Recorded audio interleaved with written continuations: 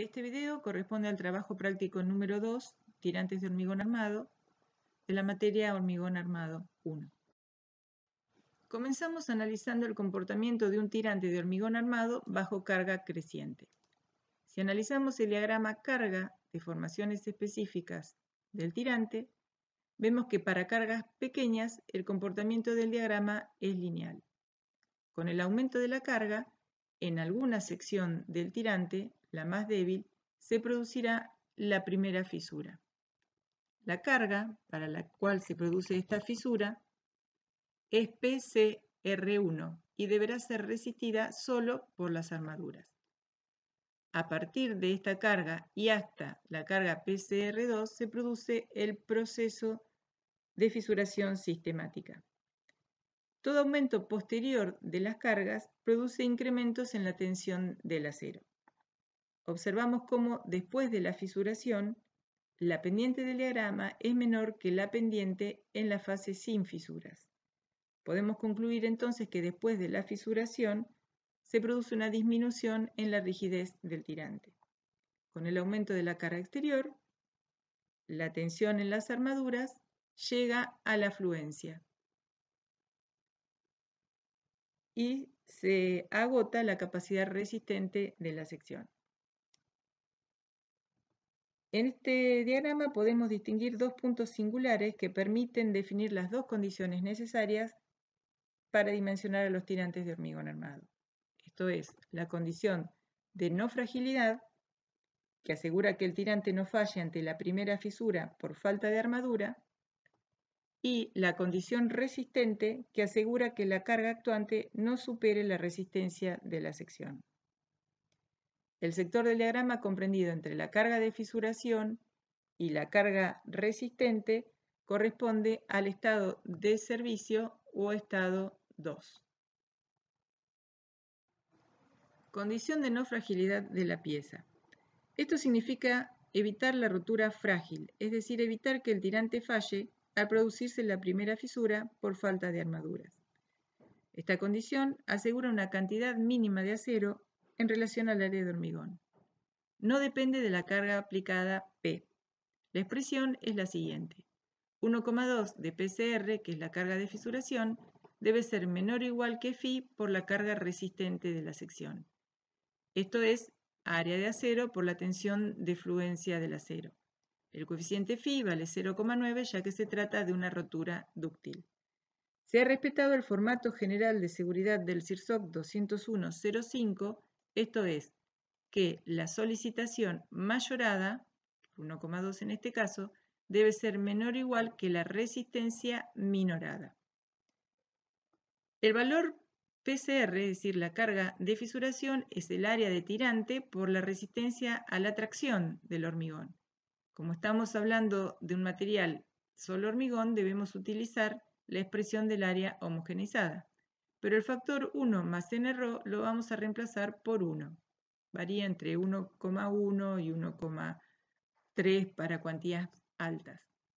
La tensión de tracción del hormigón está expresada en función de la resistencia a la compresión del hormigón. Debemos tener cuidado que la unidad en la que se introduce en la fórmula la resistencia a la compresión debe ser en megapascal antes de elevarla a la 1/2. Después sí se puede reducir.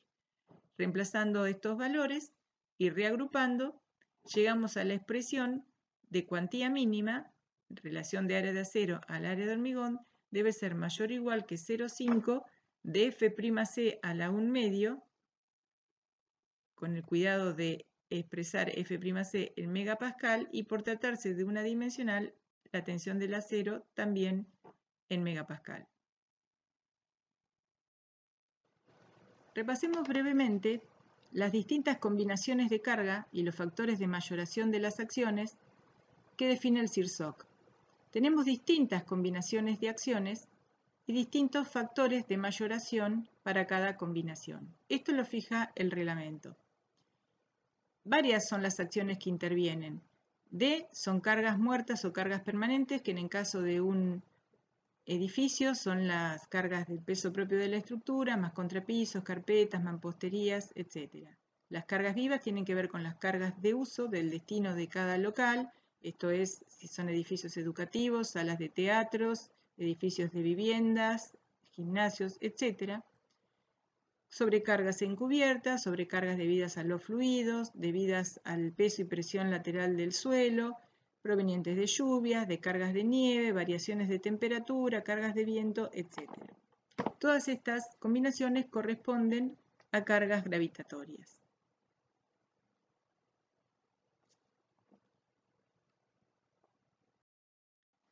Las combinaciones más frecuentes para cargas muertas o permanentes y cargas vivas o sobrecargas son las siguientes. 1,4 de la carga muerta D o 1,2 de la carga muerta D más 1,6 de la carga viva. De ambas combinaciones consideraremos la mayor. En el caso de edificios, además de las cargas muertas y vivas, tendremos las cargas del viento. Con estas tres combinaciones, por supuesto, tomaremos la combinación más desfavorable.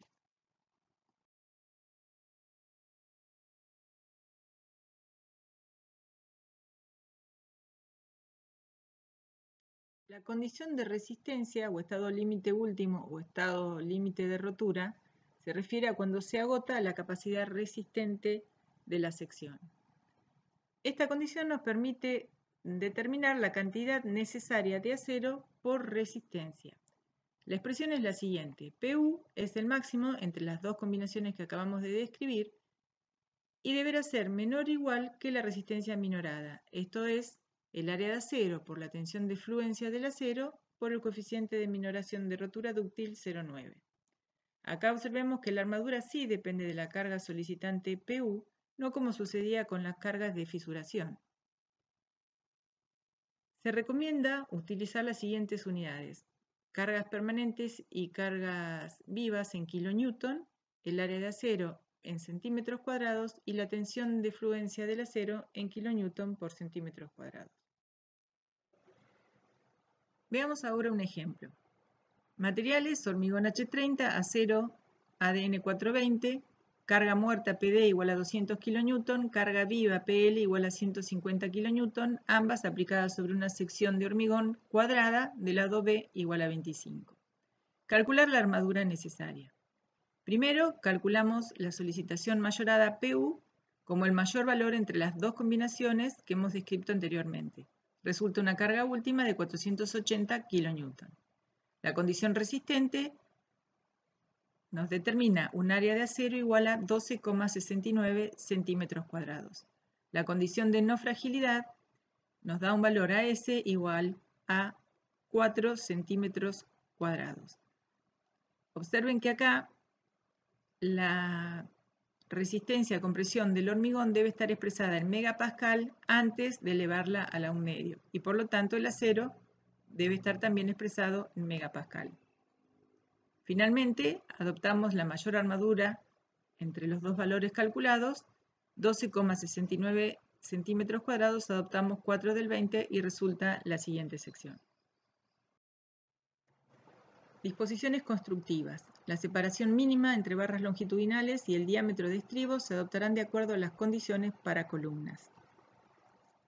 Así tenemos que el reglamento CIRSOC fija para columnas una separación libre de 1,5 veces el diámetro longitudinal de la barra, 40 milímetros o 1,33 el diámetro máximo del agregado. Y el diámetro de estribos se calculará en función del diámetro de las barras longitudinales. Algunas recomendaciones para predimensionar el tirante. El lado mínimo de un tirante cuadrado deberá ser mayor a la altura de hormigonado del tirante dividido 20. Esto es para facilitar las condiciones de hormigonado siempre y cuando estamos hormigonando el tirante en posición vertical. El diámetro mínimo de barras longitudinales será de 8 milímetros. Barras muy finitas se deforman y hasta entrar en carga van a generar una deformación de la pieza. Evitar el uso de empalmes por adherencia. Para el caso de la práctica no habrá secciones empalmadas, así que la cuantía máxima será de 0,08. Las condiciones a verificar repasando: no fragilidad de la pieza, condición de ductilidad, condición resistente o estado límite último o de rotura. Resta calcular el ancho de fisuras y el cálculo de la deformación del tirante, ambos en el estado de servicio. Cálculo del ancho máximo de fisuras en estado de servicio. Recordemos, el estado de servicio se desarrolla entre la fisuración y la resistencia nominal del tirante. En estado de servicio o estado 2 se calculan los anchos de fisuras y la deformación de los tirantes. Por lo general estos valores están limitados a valores admisibles que fijan los reglamentos, las especificaciones técnicas particulares de la obra o el criterio del proyectista o calculista de la estructura. Recordemos que en este estado de servicio la tensión en las armaduras es menor a la tensión de fluencia. La expresión para calcular el ancho máximo de fisuras es 4 veces la deformación específica del acero por el recubrimiento efectivo. El valor W máximo en la estructura estará en un entorno de más o menos el 50% del calculado. Esto quiere decir que no podemos garantizar que en la estructura no haya fisuras con un ancho superior al valor calculado. Esta fórmula es la recomendada por la bibliografía actual y es la que usaremos en el trabajo práctico 2. El CIRSOC 20105 no indica valores máximos para el ancho de fisuras ni tampoco un procedimiento para calcular su abertura. Vamos a calcular la deformación específica del acero. En una fisura, la carga aplicada, PD más PL, en servicio, la resiste solamente el acero. La tensión será carga muerta más carga viva en servicio dividida el área total del acero. Podríamos calcular el ancho de fisura para una carga viva menor a la máxima PL. En particular, en el trabajo práctico siempre calcularemos el ancho máximo de fisura para el 100% de la carga viva. La deformación específica del acero será la tensión del acero dividido el módulo de elasticidad del acero. 200.000 megapascales o 20.000 kilonewton por centímetros cuadrados si calculamos la tensión en kilonewton por centímetros cuadrados.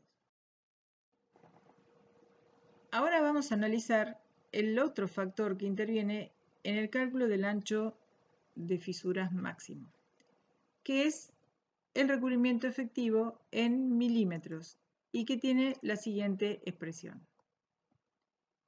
En esta expresión, D sub C es el recubrimiento medido como la menor distancia entre el eje de una barra y la superficie de hormigón más próxima, en esta dirección y en la otra dirección. Y la separación es la mayor separación entre ejes de barras contiguas. En este caso, la sección es simétrica, así que la separación siempre es la misma. Pero en secciones con distintas separaciones entre barras, tomaremos la mayor. Veamos el caso de una sección en la cual se han adoptado paquetes de barras. En este caso, para verificar la separación real entre estos dos paquetes, tomaremos la separación real entre filos de cada una de las barras que componen el paquete. Y esta separación real debería verificar las separaciones mínimas de reglamento, que es 1,5 veces el diámetro equivalente del paquete de mayor cantidad de barras, 40 milímetros o 4/3 del tamaño máximo del agregado. Eso en cuanto a las disposiciones constructivas. Ahora, en el caso de que reemplacemos cada paquete por su diámetro equivalente, obtendríamos la siguiente sección. Esta es una sección ficticia en la que cada paquete fue reemplazada por su diámetro equivalente de 3,46 para el caso de las 3 barras y 2,83 para el caso de las 2 barras.